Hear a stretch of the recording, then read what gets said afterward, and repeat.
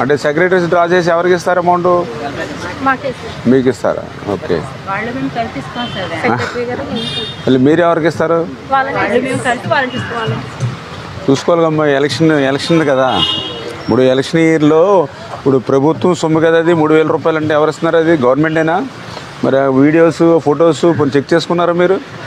చాలా క్లియర్ కట్గా గుడాల గోపి గారు డబ్బులు ఇస్తున్నారు, గుడాల గోపి గారిని గెలిపించండి, ఫ్యాన్ గుర్తుకి ఓటేయండి అని 3000 రూపాయలు ఇస్తే మరి ప్రజాస్వామ్యం ఎట్లా బతుకుతుంది? మీరందరూ కూడా యూత్, మళ్ళీ మేము చేసే పోరాటం కూడా మీ గురించే కదా. మీరంతా యువత, మీ రాష్ట్రం కోసం, మీ భవిష్యత్తు కోసం మేము పోరాడుతున్నాం, మేము ఎన్నికల్లోకి వెళ్తూ ఉన్నాం. మరి ప్రభుత్వ సమ్మట్టుకు వచ్చి గుడాల గోపి గారు ఇచ్చారు, ఫ్యాన్ గుర్తుకు ఓటేయండి అంటే ఎట్లా? మరి మీరు కూడా కొంచెం చూసుకోవాలి కదా. గ్రౌండ్లో మీరు ఇచ్చిన డమ్ము దుర్వినియోగం అవుతుందా, సద్వినియోగం అవుతుందా? వాలంటీర్ ఏం చేయాలి? డోర్ టు డోర్ వెళ్ళి బెనిఫిషియర్కి ఇవ్వాలి. బెనిఫిషియర్కి ఇస్తాం మానేసి వైసీపీ నాయకుడు చేతిలో పెట్టి వైసీపీకి నాయకుడు ఫ్యాన్ గుర్తుకు ఓటేయండి, గోపి గారు డబ్బులు ఇచ్చారంటే ఎవరు డబ్బులు? వాళ్ళ డబ్బులా? మరి మీరు కూడా వాచ్ చేయాలి కదా. మీరు వాచ్ చేసి ఎవరైతే తప్పు చేశారో వాళ్ళ మీదైనా ఇప్పుడు మీరైనా యాక్షన్ తీసుకోవాలి కదా. ఏం తీసుకోలేదు మీరు. చూసుకోవాలి కదమ్మా అన్నీ కరెక్ట్గా. గవర్నమెంట్ అమౌంట్ని మన పైకి ఇది ఎలక్షన్ టైం కదా. ఇప్పుడు అందరూ ఎవరి కష్టాలు వాళ్ళు పడుతూ ఉన్నాం.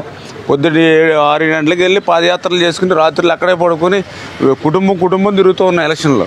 మరి గవర్నమెంట్ డబ్బులు వాళ్ళు ప్రచారం చేసుకుంటే మరి మేము ఎట్లా వెళ్ళాలి ప్రజల్లోకి? కొంతమంది నమ్మి వాళ్ళు ఉంటారు కదా. బాగున్నారా? ఇప్పుడు నేను అనేది ఏంటంటే, ఇప్పుడు ఏదైతే ఇప్పుడు మీరు చెప్పారు కదా, ఇప్పుడు ఈ 3000 రూపాయలు ఈ వార్డు ఉంది కదండి, ఈ వార్డులో ఈ 3000 రూపాయలు లీడర్ చేతికి ఎట్లా వచ్చింది? ఇప్పుడు ఇది సపోజ్ ఇది ఒకటో వార్డు, మీకు వాళ్ళ లీడర్స్ పేర్లు కూడా రాశాను మీకు ఇక్కడ. ఇంకెందుకంటే రుజువులు ఏం కావాలి? 3000 అదే పబ్లిక్ సొమ్మునట్టుకు వచ్చి ఒక పార్టీ సొమ్ము ఇస్తారని ఎట్లా చెప్తారు? అది కరెక్ట్ కాదు కదా. అసలు గవర్నమెంట్ ఉద్దేశం ఏంటి?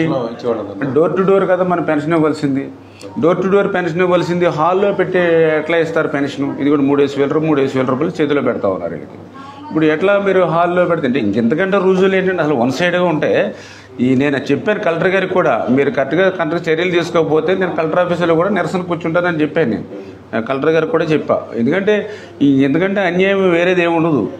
మీ నామ్స్కి, గవర్నమెంట్ నామ్స్కి ఎగ్నెస్ట్ ఇవన్నీ కూడా.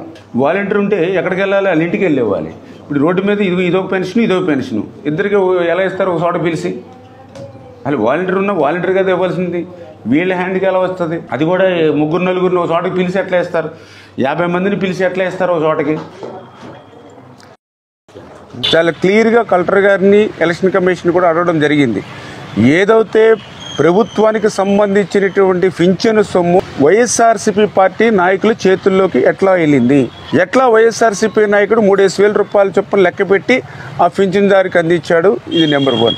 అదేవిధంగా రెండవది, ఏదైతే మనం ఇంటింటికి వెళ్ళి పింఛన్ ఇవ్వాలనేది ప్రభుత్వ విధానం. కానీ దానికి విరుద్ధంగా ఫంక్షన్ హాల్లోనూ, పార్టీ కార్యాలయాల్లోనూ, సత్రాల్లోనూ మీటింగులు పెట్టి బెనిఫిషియర్స్ని సత్రాలకు పిలిపించి అక్కడ మళ్ళీ మెసేజ్ మళ్ళీ గుడాల గోపి గారిని గెలిపించాలి, ఫ్యాన్ గుర్తుకు ఓటేయాలని చెప్పి అక్కడ ఎట్లా పింఛను సొమ్ముని మీరు డిస్ట్రిబ్యూట్ చేస్తారు? మూడవది, ఏదైతే ప్రభుత్వానికి సంబంధించినటువంటి సొమ్ము వైఎస్ఆర్సీపీ పార్టీ ఇన్ఛార్జ్ గారు పంపించారు గోపి గారు 3000 అని ఎట్లా చెప్తారు అని దాని మీద ఆ రోజు నేను కంప్లైంట్ చేయడం జరిగింది. దాని మీద ఈరోజు ఏదైతే ఎలక్షన్ కమిషన్ కానీ అదేవిధంగా మరి కలెక్టర్ గారు ఏదైతే విచారణ కమిటీ ఏదైతే వేస్తారో ఆ కమిటీ విచారణలో భాగంగా ఏదైతే ఆ వార్డుల్లోనూ ఆ గ్రామాల్లోనూ ఎవరెవరైతే వైఎస్ఆర్సీపీ పార్టీ నాయకులు 3000 రూపాయలు వాళ్ళకి పంచుతూ ఏదైతే ఫొటోస్ ఏవైతే ఉన్నాయో ఆ 3000 రూపాయలు వైఎస్ఆర్సీపీ నాయకుల బెనిఫిషియర్స్కి ఇస్తూ వాళ్ళు మాట్లాడినటువంటి వీడియో రికార్డింగ్స్ ఏవైతే ఉన్నాయో అదేవిధంగా పేపర్ క్లిప్పింగ్స్ ఏవైతే ఉన్నాయో మొత్తం అన్నీ కూడా మరి ఎవిడెన్సెస్ డాక్యుమెంట్స్ అన్నీ కూడా మరి ఇప్పుడే ఆ కమిటీకి కూడా అందజేయడం జరిగింది.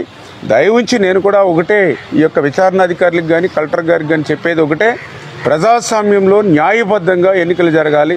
అంతేగాని అంబేద్కర్ గారు రాసినటువంటి రాజ్యాంగానికి విరుద్ధంగా ప్రజాస్వామ్యాన్ని అపహాస్యం పాలు చేసేటువంటి విధంగా ప్రభుత్వ సొమ్మును పార్టీ సొమ్మిస్తున్నట్టుగా చెప్పుకునేటువంటి విధంగా ప్రజాస్వామ్యాన్ని కూనీ చేయొద్దు.